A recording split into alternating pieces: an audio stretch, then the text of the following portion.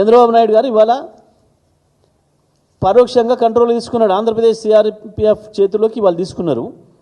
ఇంకో 4 రోజుల్లో ఆంధ్రప్రదేశ్ పోలీస్ చేతులకి పోతుంది నాగార్జున సాగర్.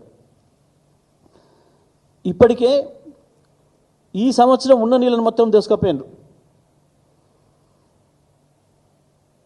వాళ్ళ వాటా ఈ మొత్తం దినంగా తాగంగా తెలంగాణ వాటాలో ఉండే నీళ్లు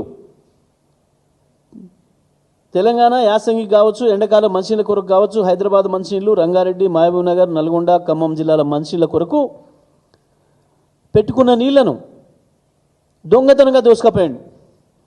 ఒక్క మాట మాట్లాడలే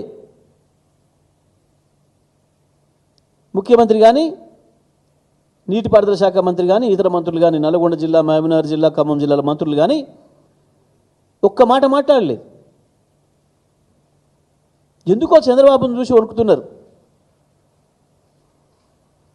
చాలా ఆశ్చర్యంగా ఉంది. వాళ్ళ పార్టీ అధిష్టానాల కంటే ఎక్కువ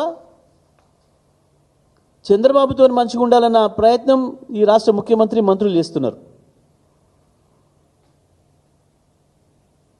చంద్రబాబు భయ మోడీతో మంచిగా ఉండాలని.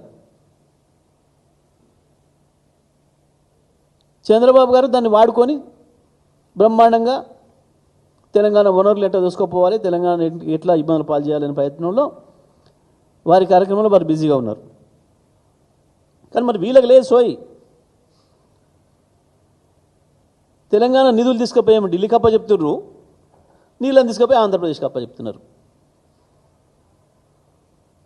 తెలంగాణ నిధులు ఢిల్లీకి, నీళ్లు ఆంధ్రప్రదేశ్కి. రేవంత్ రెడ్డి ప్రభుత్వం చేస్తున్న గొప్ప పని గిది ఇవాళ.